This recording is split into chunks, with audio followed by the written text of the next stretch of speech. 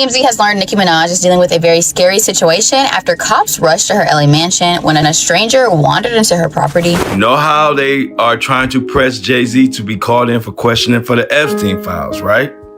Now, what people are alleging is Rihanna is a key material witness into this whole trafficking scheme. We do know that Nicki Minaj is after Jay-Z. We do know that other content creators, which I will not name, is continuously daily after Jay-Z. So there is a movement to bring down Jay-Z and Rock Nation. In all of these situations, it's only the artist that's losing. Somebody makes big money. When these rappers get killed, not incidental. Something deeply unsettling is happening in Hollywood, and people are starting to connect the dots. Just weeks ago, a woman named Ivana Ortiz showed up at Rihanna's home armed with an AR-15 while Rihanna's 3 children were inside.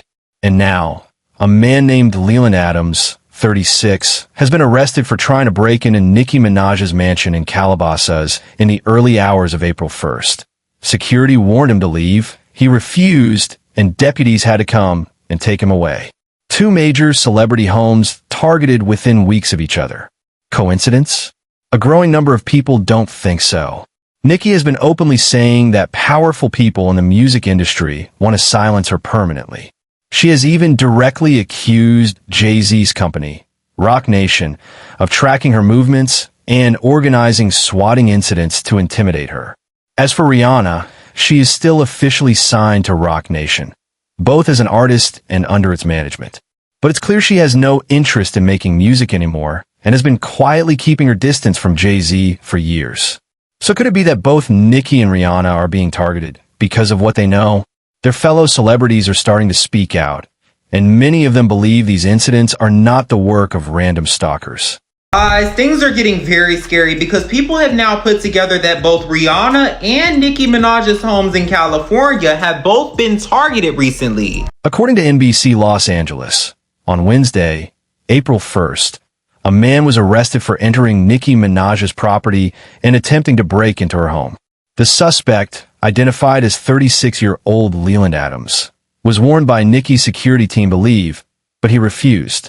Security detained him until sheriff's deputies arrived. And this was not the first time Nicki's California home was targeted.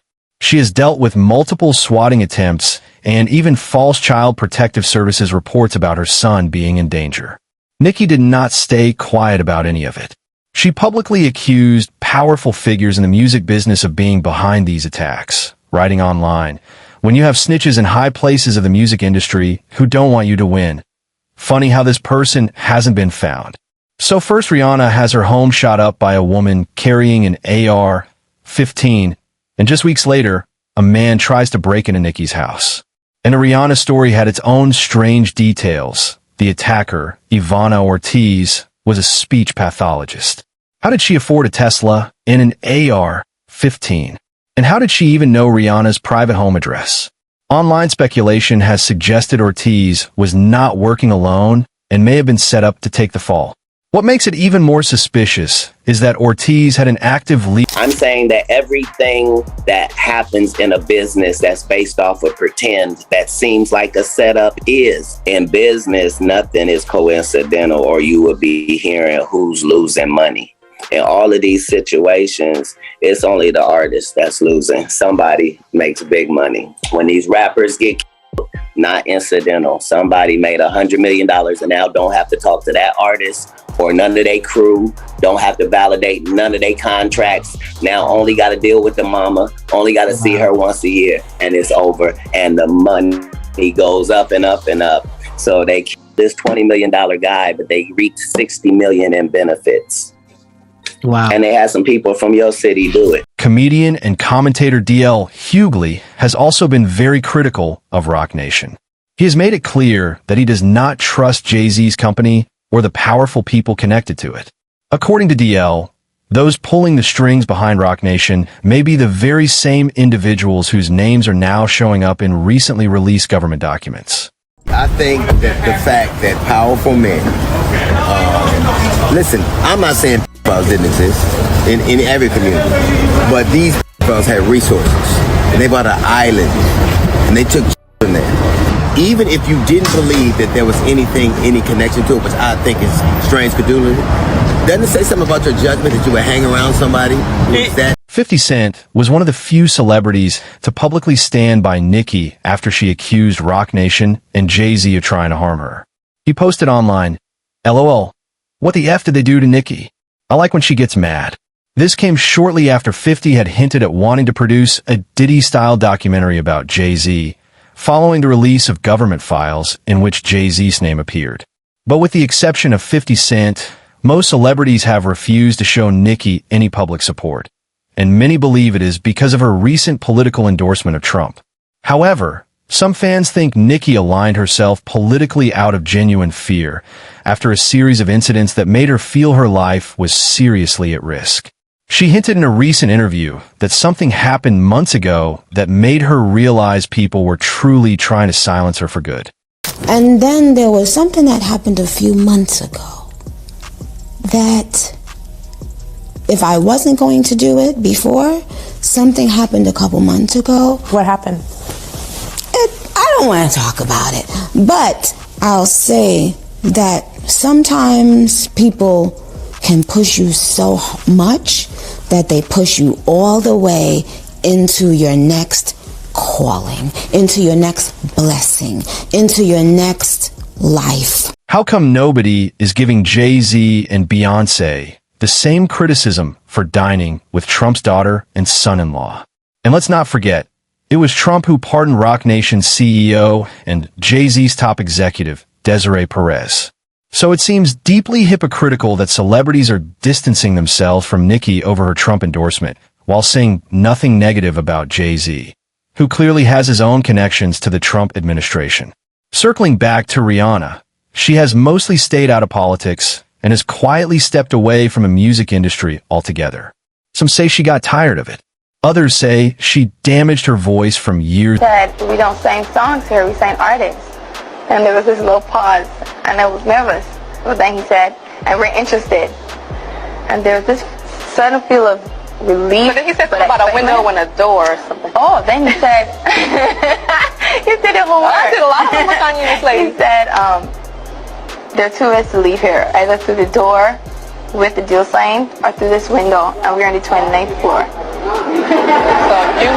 So when Rihanna was 16 years old, she flew across country, had a meeting with Jay-Z, where he told her there's only two ways out of here, and that's through that door with the deal signed, or through the window, and we're on the 29th floor.